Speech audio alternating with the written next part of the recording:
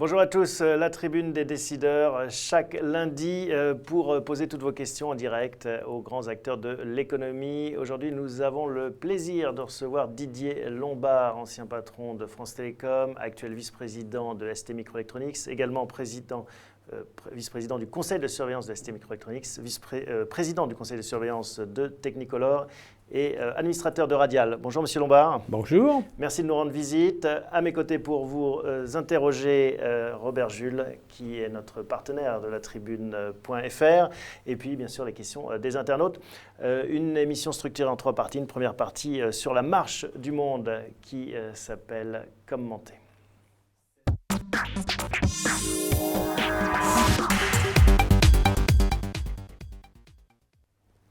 Monsieur Lombard, vous avez fait une grande partie de votre carrière dans les ministères, environ 20 ans après des études à Polytechnique, une spécialisation dans les télécoms qui vous a amené donc à la tête de France Télécom et donc toujours cet amour pour les nouvelles technologies. On va en reparler plus en détail. Mais pour commencer, vos impressions, vos commentaires sur la marche du monde, qu'est-ce qui vous frappe actuellement maintenant que vous avez un peu plus de recul ? Je crois qu'on est sur des phénomènes qu'on pourrait appeler globaux, c'est-à-dire les grandes plaques économiques bougent les unes par rapport aux autres, et ceci très très vite. Donc la plaque américaine, la plaque européenne et la plaque asiatique se déplacent l'une par rapport à l'autre, en matière d'activité, en matière de santé économique. Alors il y a l'affaire du taux de change qui est centrale pour certaines de nos industries, et ça va à toute vitesse. On a l'impression qu'on est largué quand même en Europe, qu'on refuse même un peu ce mouvement qui peut créer des séismes parfois. Alors, en fait, une partie de l'administration européenne reste dans l'optique du traité fondateur, qui était « j'ai 500 millions de consommateurs ». À cette époque-là, il n'y en avait pas 500 000, maintenant il y en a. 500 millions de consommateurs, ça va être des consommateurs, donc on va produire et on va distribuer dans la même zone géographique. Et tout ce qui se passe à l'extérieur va être marginal. Alors, ce modèle, évidemment, a explosé en vol, puisque actuellement, tout se passe sur une zone globale. Et en gros, la conception des produits se fait un petit peu n'importe où autour de la planète. La recherche et le développement, heureusement, se fait encore très largement chez nous, à cause du merveilleux crédit d'impôt recherche. Ça, il faut surtout garder ça comme une pépite. Bon, très bien. Et puis, après, on fabrique, probablement souvent en Chine ou en Asie, quelque part, et on distribue. Et donc on se retrouve avec une chaîne de production de produits, de biens et produits, qui est complètement disloquée. Donc on voit les emplois créés par la distribution, la logistique, on voit notre R&D, et entre les deux, il y a un trou. Est-ce qu'on peut revenir dans la course? Est-ce qu'il y a une fatalité ou est-ce qu'on peut essayer de retrouver notre place? Mais on est dans la course, il faut continuer. Il faut absolument être dans ce mode global et prendre des positions différenciantes dans ce mode global. Il faut exploiter la R&D, il faut passer des brevets, il faut faire de la production quand on peut, etc. Précisément, en matière de production, on a quand même un problème de coût. Une des raisons des délocalisations, c'est quand même très lié au coût du travail. Ça dépend du côté complexe ou pas du produit.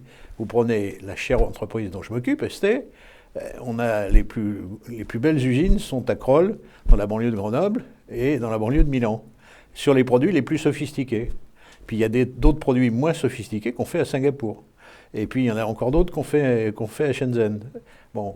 Et c'est la globalité de ça qui nous permet de vivre correctement, parce qu'on a équilibré les coûts de production entre les différents sites. Mais les trucs compliqués, on les fait près des centres de recherche pour être sûr de pouvoir avoir une qualité de service extrême. Et là, vous pensez que ça pourrait être remis en cause? C'est fragile, cette position? On voit que la Chine est en train de monter en qualité.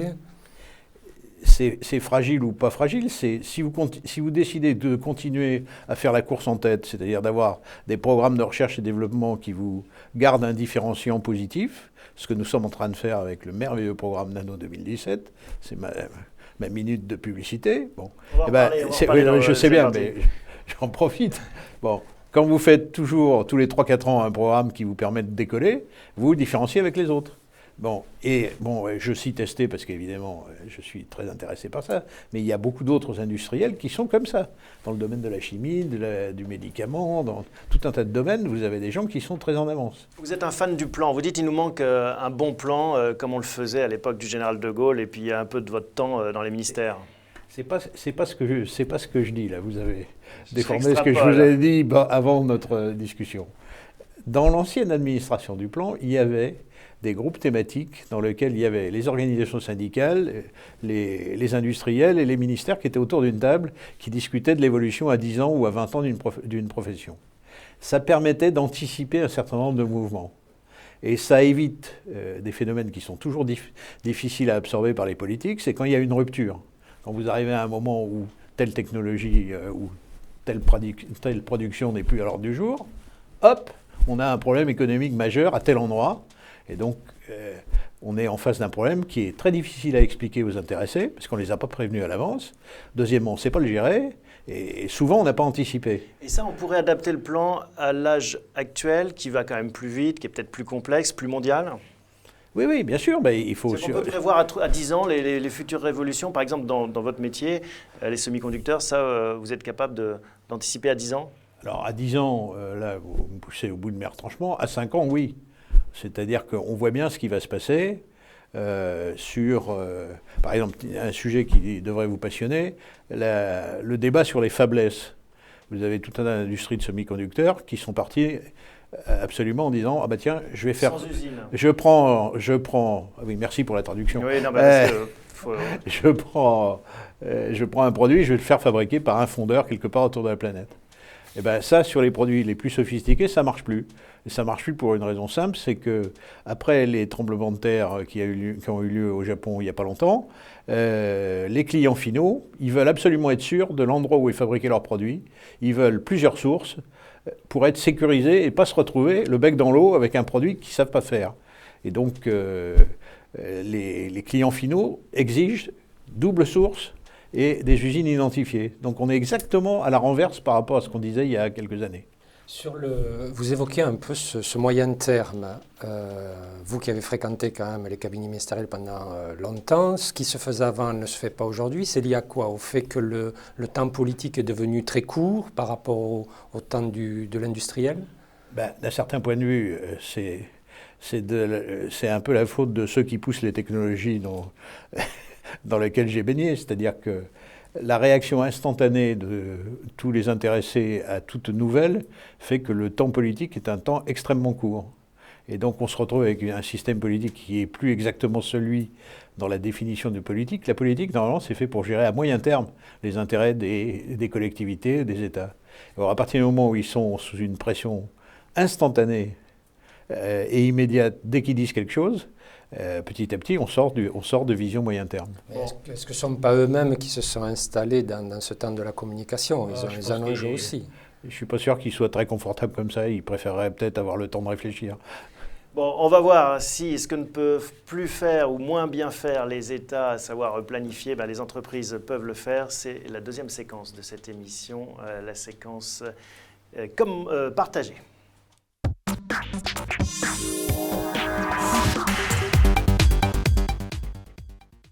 On va en effet partager avec vous votre vision d'industriel et notamment chez ST Micro, même si on parlera de vos autres casquettes également.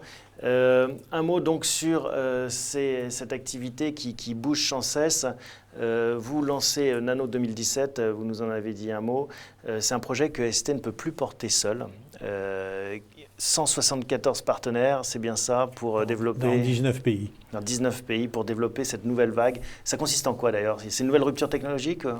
C'est une nouvelle rupture technologique sur la façon de faire des circuits qui sont évidemment de plus en plus denses, mais surtout qui consomment moins. Parce qu'il y a une chose qui est là devant nous. On vous met, mettons, des mobiles 4G. Bon, ça passe presque 100 mégabits dans votre poche. Mais quand vous allez vite, vous consommez de l'énergie. Et donc, si vous ne faites pas quelque chose sur les circuits, ils vont pomper la batterie en l'espace de 5 minutes. Donc votre mobile, ça va être un objet rechargeable en permanence. Donc il faut une nouvelle génération de composants. C'est-à-dire quoi? C'est-à-dire qu'on parlait de faiblesse, mais vous êtes maintenant un ensemblier, c'est-à-dire que vous organisez le travail de ces 174 partenaires? Ce sont Alors les partenaires, ils sont de toute taille. Il y a un accord qu'on a annoncé il n'y a pas longtemps avec Samsung qui va participer d'une façon lourde au développement de cette technologie. Ça permet déjà de partager les coûts parce que Il y a une loi de Moore sur les coûts, qui est que tous les 3-4 ans, il faut refaire une vague technologique, et le coût double à chaque fois. Donc, comme une entreprise a un chiffre d'affaires donné, même si ça croît un peu, quand vous avez dépensé 20% du chiffre d'affaires en R&D, vous ne pouvez pas aller plus loin. Donc, il faut chercher un camarade pour faire la même chose avec vous.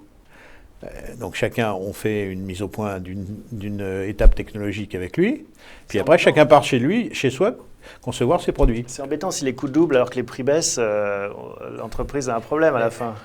Les prix baissent sur les produits commodisés, c'est-à-dire les produits de grande série, mais sur les sujets extrêmement high-tech, c'est pas vrai. Les produits, vous faites de la marge pendant les 6 premiers mois.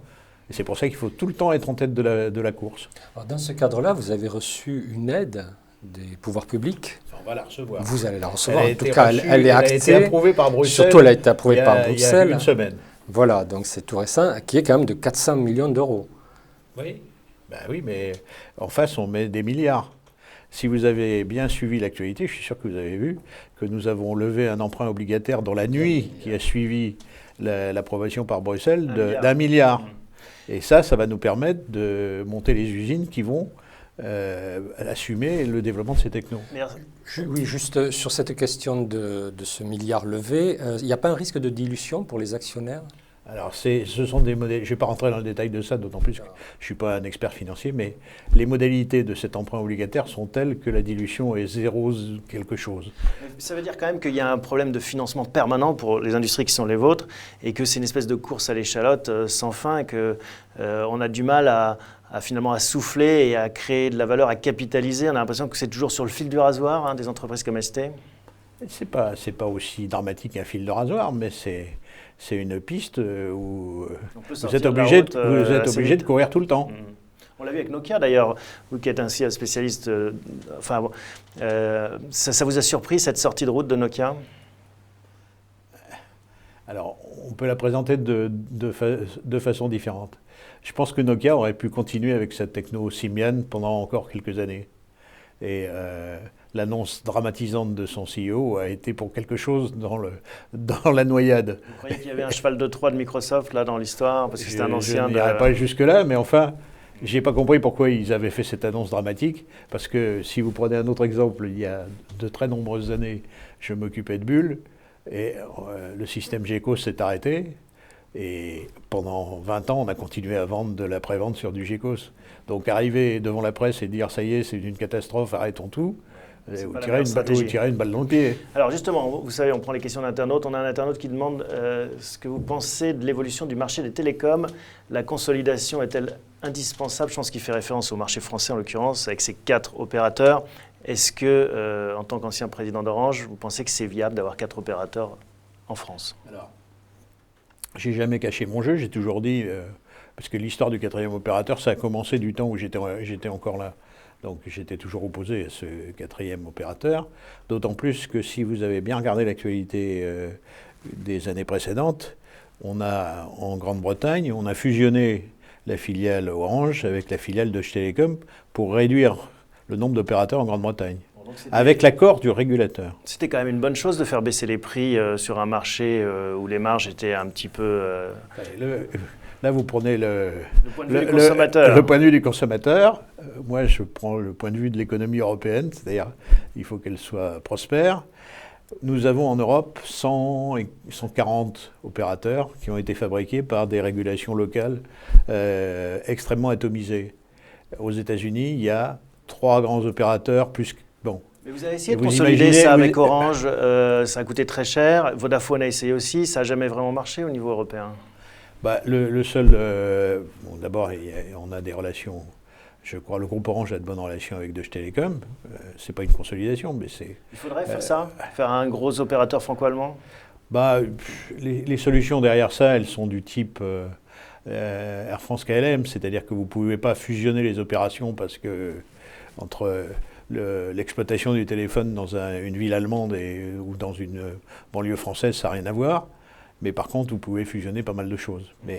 Donc ça, c'est une chose. Mais imaginez qu'on reste avec un aussi grand nombre d'opérateurs en Europe, Bon, et le théorème français, le cas d'application français est évidemment parfaitement pertinent.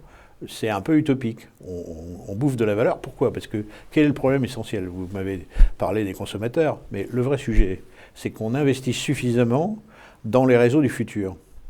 Si vous regardez le dernier rapport annuel de l'IDAT, qui est paru il y a un mois, il explique que le niveau d'investissement dans les réseaux du futur, c'est-à-dire la fibre et la 4G en Europe, est au quart de ce que dépensent les États-Unis ou l'Asie pour s'équiper sur ces technologies-là. Conclusion, on ne va pas assez vite. Et pourquoi on ne va pas assez vite? Parce que les opérateurs sont exsangues et qu'ils n'arrivent plus à mettre de l'argent là-dessus. On va rester dans le futur avec une autre question. Quelles sont les innovations qui sortiront des labos de R&D de ST Micro dans les années à venir? D'ailleurs, on dit ST Micro, ST Microelectronics, ST, comment est-ce qu'on dit? Ça doit être ST Microelectronics. D'accord. Ça se termine par ICS. ICS. Alors, les principales innovations, Nano 2017, ça sert à quoi en fait? Moins d'énergie, on a compris. C'est aussi parce que l'Internet des objets va se répandre. Alors, on va rentrer un peu dans la troisième révolution numérique où le nombre d'objets connectés va croître de façon plus qu'exponentielle. Plus qu'exponentielle. Plus qu'exponentielle. Avec des processeurs partout. Parce que comme toutes ces données, il va bien falloir les traiter, les stocker et les envoyer là où elles doivent être traitées, partout, vous avez des microprocesseurs qui se mettent en place. Quand vous mettez ça en place, vous avez besoin d'une technologie qui ne dépense rien, qui va à toute vitesse, qui traite le sujet et qui ne dépense pas d'énergie. Donc c'est des chips low cost en fait, c'est ça le but, qu'on puisse en mettre vraiment partout? Low cost, j'en sais rien, mais efficace, oui. Non, mais low cost, évidemment. Pas cher. C'est parce que vous avez commencé par low cost. Il faut d'abord qu'il marche. Ouais. Mais vous voyez cela s'installer de manière, se répandre au sein de la société, à quel horizon? Ça va aller à toute vitesse. Dans les 2-3 ans qui viennent, 2-3 ans. Vous allez avoir des tas de capteurs. Ça va commencer, le secteur qui va être impacté le premier, ça va être la santé. Ça sert à quoi? Parce alors que vous allez avoir des capteurs partout. Vous avez bien vu qu'il y a déjà des PME merveilleuses qui vous proposent des capteurs pour vérifier si vous courez assez vite, si vous en faites assez, etc. Bon, on peut faire des choses beaucoup plus sophistiquées.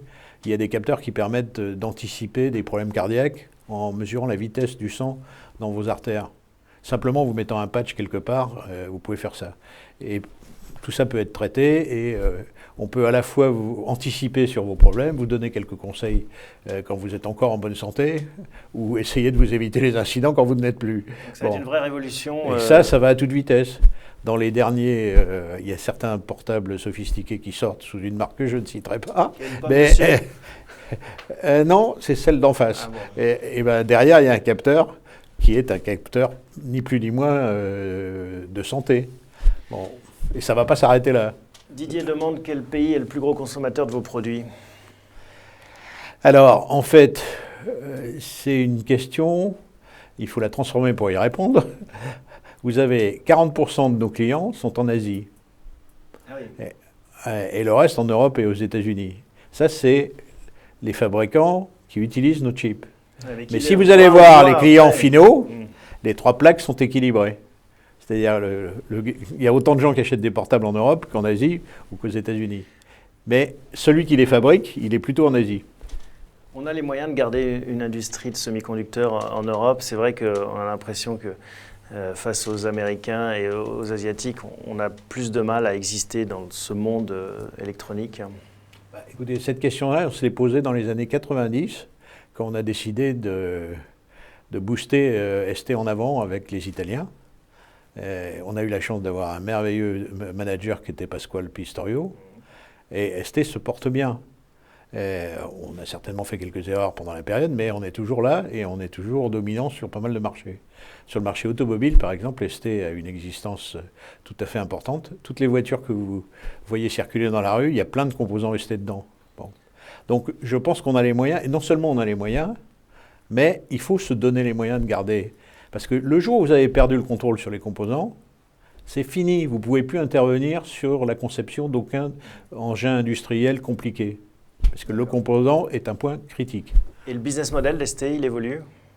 Alors le business model, évidemment, il évolue un peu parce qu'en fait, vous apercevez que vous vendez à la fois du hard et vous vendez aussi un peu de soft. C'est-à-dire que tous ces circuits, ils sont dotés de logiciels un peu compliqués, donc il va falloir les entretenir, les faire évoluer, donc ça fait un peu bouger les lignes. En 2013, vous avez quand même enregistré une perte en termes de résultats. Un expert en tableur. J'ai dit hier au Festival d'Aix, au Cercle des économistes à Aix, j'ai dit que les tableurs c'était l'ennemi. La perte, elle provient de l'opération de divorce qu'on a fait avec Ericsson. C'est-à-dire c'était anticipé. On était avec Ericsson, avec Nokia en face de nous. Nokia a disparu. Et évidemment, on a dû en tirer les conséquences. Et ça a été coûteux. Mais cette perte-là, c'est fini. J'aimerais vous entendre sur Technicolor et Radial rapidement. C'est d'autres dossiers aussi. Technicolor, pareil, hein, qui est une histoire de résurrection. Ça va mieux ? Ça va mieux. Vous n'avez qu'à regarder les performances. On a un merveilleux directeur général qui est Fred Rose, qui venait d'Alcatel, qui a remis la maison sur ses rails. Et ils sont au cœur de la future économie numérique. Parce que quand je vous décrivais les capteurs, les vidéos, la façon de mettre du pay-per-view, etc., ils ont tous les produits qui sont soit hard, c'est-à-dire les boîtes qui sont quelque part chez vous, ou à droite ou à gauche, soit soft, c'est-à-dire les logiciels qui permettent de décoder les vidéos, de faire du pay-per-view, etc. Ils ont tous ces produits-là chez eux.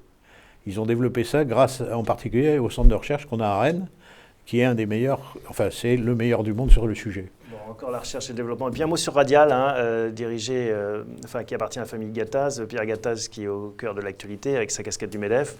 Comment est-ce que vous échangez avec lui, j'imagine, sur la marche du MEDEF et autres? J'échange surtout sur le fonctionnement de Radial, vous savez, chacun son secteur. Radial, ça va bien. Ils ont, si vous regardez bien, ils ont une part de marché considérable dans les connecteurs d'aviation. Chez Boeing, ils ont une position tout à fait dominante.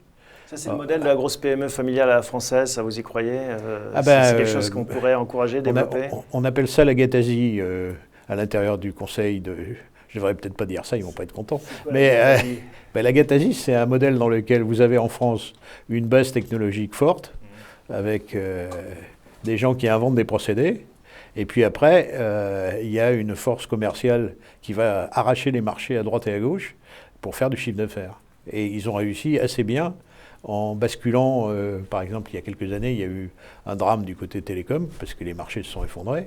Ils ont rebasculé sur l'aéronautique et ça s'est bien passé. Et à ce moment-là, c'était Pierre Gattaz qui était aux commandes. Donc, c'est pas uniquement un homme de salon, c'est un industriel, un vrai. Des galons. Parfait. On va passer à la dernière partie de cette émission, une rubrique qui vous est consacrée plus personnellement, la rubrique Like.